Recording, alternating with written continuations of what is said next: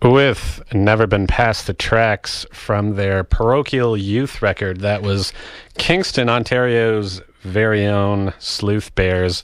Just before that, we had Plants and Animals from their latest record, The End of That, and it was Light Show. Off the top, we had some Hypnotics from Static Fuzz Radio and Radio City. As mentioned off the top of the show, as mentioned throughout the show, I will be joined in just a moment by Adam Keaton of Ontario Championship Wrestling. They have an event this Saturday, February 25th, coming up the Lions Club of Kingston on 824 John Counter Boulevard. That gets going at 7 o'clock p.m. But before we have him on here, I wanted to put some things in context, because I'm sure many of you in the Kingston community are familiar with what they do. But for those that aren't, there is a concern right now. I am particularly concerned because if you've been listening to the show for any length of time, God help you, you'll know that Jan Murphy and CJ Felony have both been on the show before. And at that point, they were just at each other's throats, just throwing barbs back and forth. And but in the interim, since that time, they have joined forces. Kingston Whig Standard news editor and assistant general manager in OCW, Jan Murphy, has turned his back on the children. My God, he has turned his back on the kids.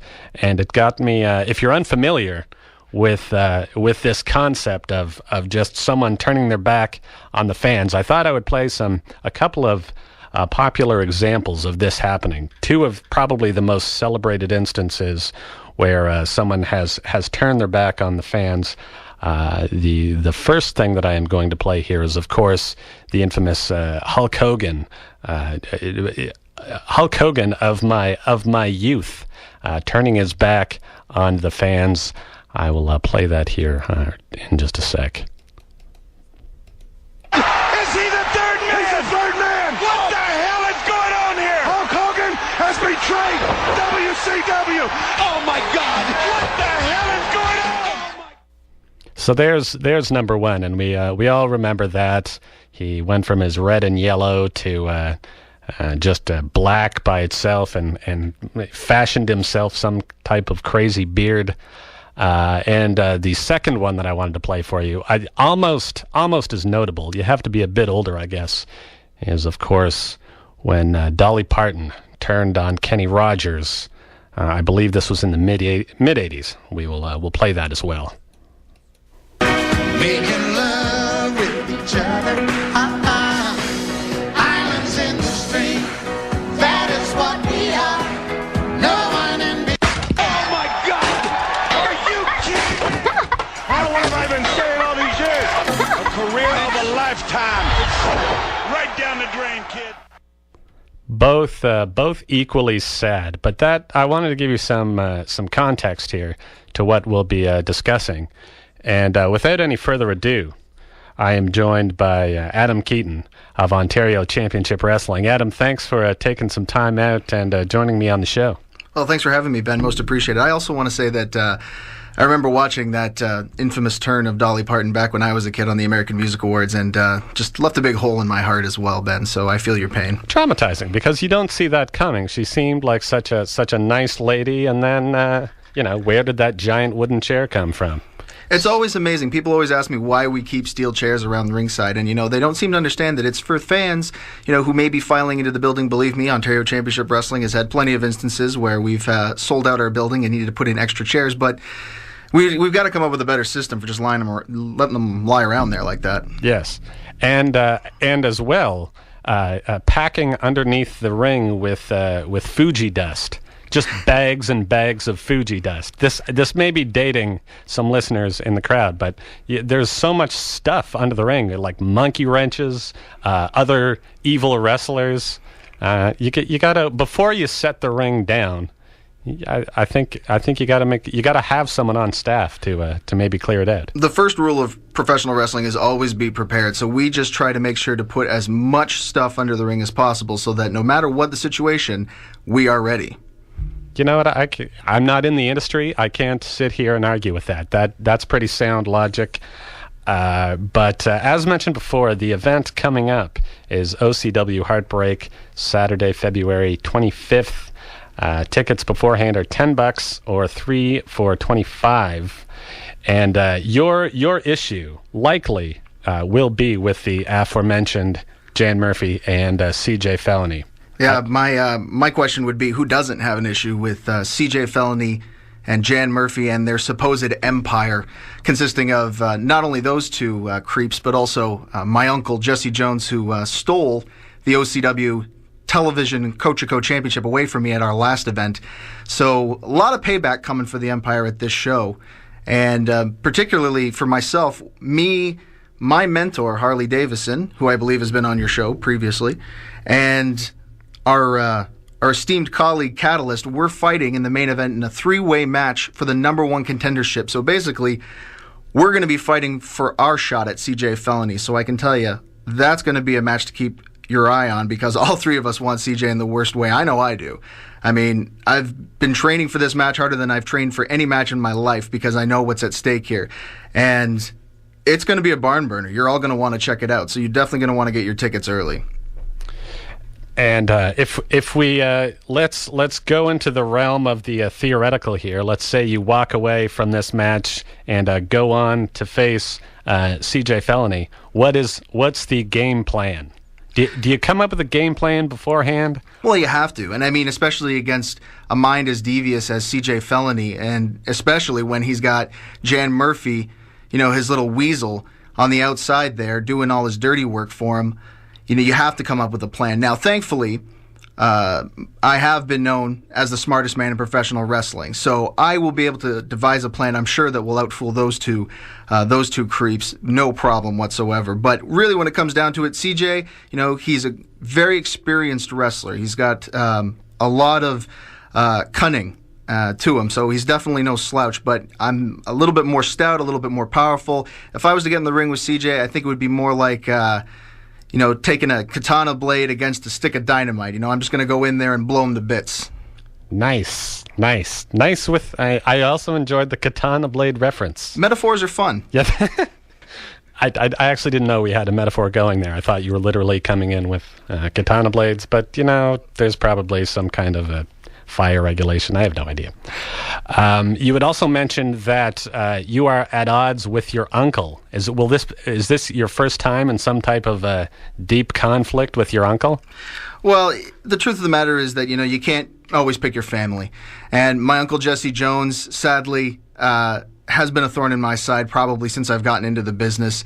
He thinks he really is better than he is. And I mean, don't get me wrong, he's a very well-accomplished wrestler, but the fact of the matter is that he doesn't have the heart of a champion. And that's really what the fans of OCW respect. And you can see that in the people that they cheer, guys like Harley Davidson, guys like Catalyst, guys like myself, and even our special guest for Saturday, former WWE superstar, the Highlander, Robbie McAllister, who's going to be taking on my uncle for the belt, and I'm almost certain that we're going to see a new champion. I mean, you've got a guy at the level of Robbie McAllister joining us there to take on my uncle, who really, he just doesn't measure up. Is there nothing in the back of your head that will leave you a little bit sad to see your uncle get in the ring with someone? I think I'd be terrified if my uncle got in the ring with Robbie McAllister of the Highlanders for a variety of reasons, not the least of which is just a physical fitness thing, but that's neither here nor there. Well, what I would say is this, is that, I've come to learn over time that really your family is who you keep in your heart. And I can say that my family are the OCW fans and guys like Harley Davison who've taken me under their wing and brought me into their inner circle. My Uncle Jesse, well, he may be family by blood, but that's it. Well, I'm only familiar with one Uncle Jesse, and that was the one from Dukes of Hazzard. Also seemed like a nice guy, but now that I think about it, I haven't seen every Dukes episode, and I hope there wasn't one where he turned on them. The signs were there, really. They just have were. to look. It's true. Those overall things, the clips were sharp, and who knows if they turned into foreign objects at any point. Well, I mean, if Dolly could turn, anybody can turn, really. Isn't that the truth? Isn't that the saying? It is, if Gretzky can get traded, if Dolly can turn on Kenny. Both facts. Why don't we take a brief musical break here to play you a little bit of Howler from their record, America Give Up. And the song is Wailing on CFRC 101.9.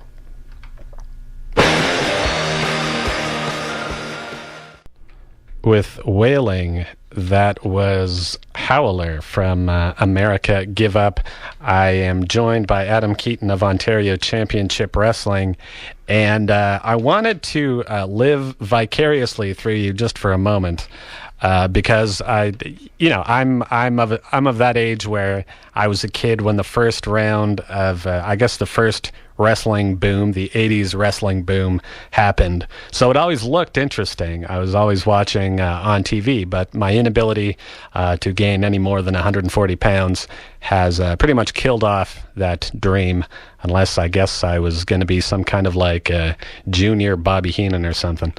But I wanted to ask about sort of taking a move in wrestling. Is there one that, for the TV viewer, doesn't look like it would hurt that much, but if you're actually in there doing it, it's my God, it's super painful? The answer is all of them. There really is no wrestling move that doesn't hurt. And I know firsthand because I was trained by Harley Davidson at the OCW Academy. And believe me when I say that the only way you can prepare yourself to take that kind of beating is to take that kind of beating over and over and over. And believe me, Harley made me pay my dues. And, you sit there and you say that, you're too small to be. I don't know, Ben. I think we put a mask on you. We teach you some Hurricanranas, maybe a couple of topes. I think you could be a top cruiserweight star. I think Ben versus Charming Chaz Lovely for the OCW Cruiserweight title would be a main event anywhere in the country, as they used to say. So, if you ever want to come down to the Academy, we'd be happy to show you the ropes, so to speak. I will be completely honest. As great of an offer as that is, I do a 90-minute show once a week, and just talking, I'm gassed. So unless I was confident that I could wrap somebody up in like a minute and a half, I just walking from my house to the studio, and I'm just sucking on an oxygen tank. I'm not going to lie. But I'll be like a young, what's his name? Goldberg, where I just wipe everybody out inside 30 seconds and then go to the back and take a few NyQuils and have a nap. But this is what I gather. I gather that all of it seems to hurt. Any television show I've seen where someone just tries to be a wrestler, they always just end up. That's the first thing they say. Just how desperately, how they had no idea it would be that much work. Well, I'll tell you what. Next time you have Jan Murphy on your show, if you'll even allow him to get in here again, ask him about the first time he took a bump at the OCW Academy, back when he was still trying to buddy up to us and try to be all nicey nice with us. I think he'll tell you that there's a reason why he's the assistant general manager. And I want to stress that right now. He's the assistant general manager. The real, genuine general manager of OCW, Jason Cage, he's coming back on Saturday. And he is no stranger to this area. And all of the Jason Cage fans are going to want to come out so that they can all watch Jan get put in his place by Jason Cage. Nice. Well, again, that is OCW Heartbreak this Saturday, February 25th, 7 p.m. Tickets in advance are $10 or $3 for $25.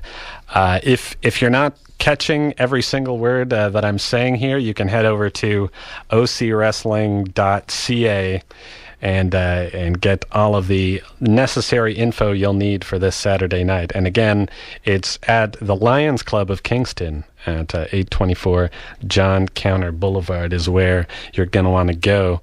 Adam Keaton of OCW, thanks for dropping by and discussing the now evil Jan Murphy and CJ Felony. Well, I think the less said about those two, the better, personally. Fact.